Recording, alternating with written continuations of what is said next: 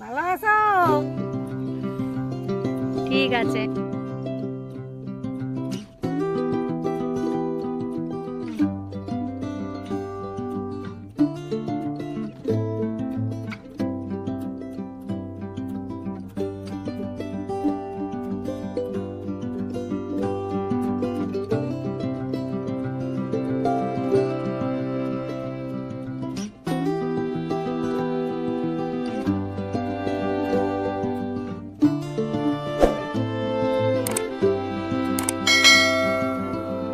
Hello everyone, কেমন আছো?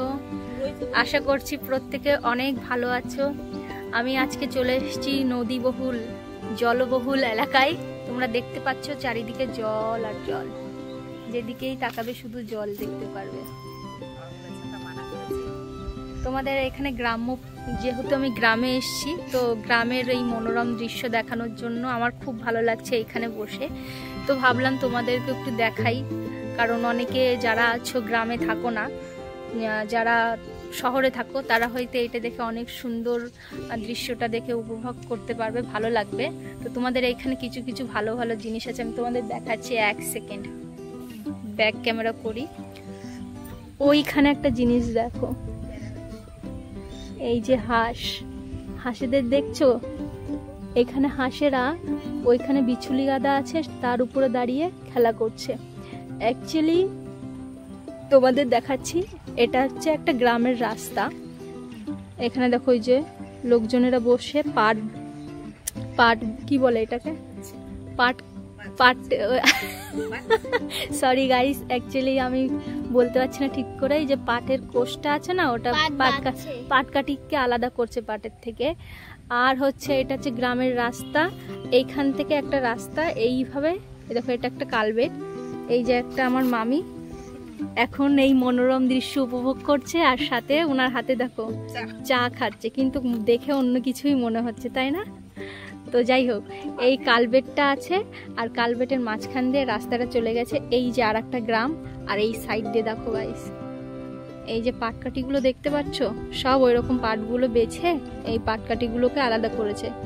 এই যে যারা এখানে পাট বাঁচছে, তাদের কিন্তু মানে লাভ বলতে তেমন কিছু নেই, এটা অন্যের পাট। তারা এই পাটকাঠিগুলোকে নিজেরা জ্বালানি রূপে সংরক্ষণ করার জন্য এই পাটগুলো অন্যদেরকে বেচে দিচ্ছে, আর বদলে শুধু পাটকাঠিই পাবে, আর পাটটা যাদের মালিক, ওই মালিকে ওই পাটটা নিয়ে যাবে। আর তোমাদের একটা জিনিস দেখাই, এই যে এটা দেখতে পাচ্ছ, এটা কিন্তু একটা খাল। এই খালটা ইছামতিতে গিয়ে যুক্ত হয়েছে, এই যে। আর এর ওই পারে এই যে কলা গাছগুলো দেখতে পাচ্ছ, ওই কলা গাছের ওই সাইডে তোমার মাঠ, ওখানে অনেক ধান চাষ হয়। ওই যে দূর থেকে দেখাচ্ছি জুম করে আমি, এই দেখো। আর একটা জিনিস তোমাদের দেখিয়ে দিচ্ছি, দেখো হালকা করে স্রোত যাচ্ছে। আর একটা জিনিস তোমাদের দেখিয়ে দিচ্ছি, এই পাশে দেখো, এই যে এইটা দেখতে পাচ্ছ, এটা কিন্তু খাল নয়, কিছু নেই, এটাও একটা মাঠ। তো এই যে গ্রামের এই যে রাস্তাটা, ব্রাইটনেস একটু বাড়িয়ে দিতে হবে।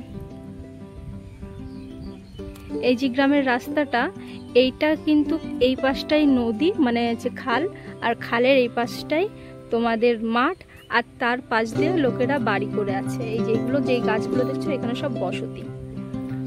তো জানি না এখন যেহেতু সূর্যাস্ত হতে চলেছে, তো খুব একটা ভালো করে ভিউটা নিতে পারছি না।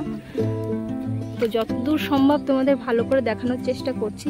এখানে দেখো অনেকেই ধান চাষ করেছিল, তো সব জলের মধ্যে ডুবে গেছে, ধানগুলো নষ্ট হয়ে গেছে।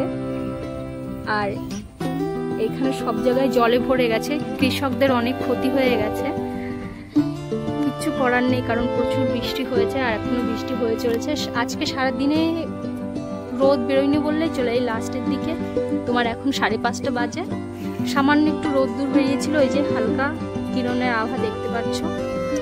এই যে ব্যাস রাস্তা অব্দি জল উঠে গেছে।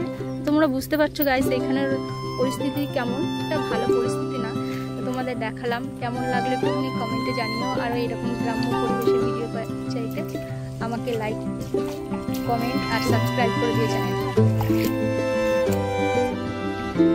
তো বন্ধুরা, তোমাদেরকে একটা জিনিস দেখাচ্ছি, জিনিস না, একটা ঠাম্মাকে দেখাচ্ছি।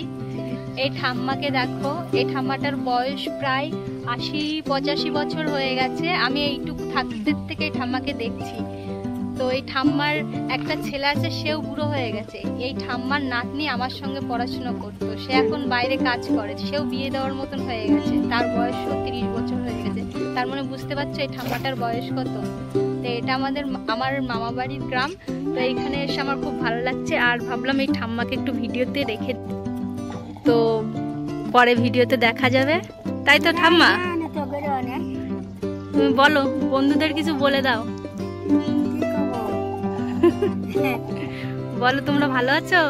ভালো আছো? ঠিক আছে।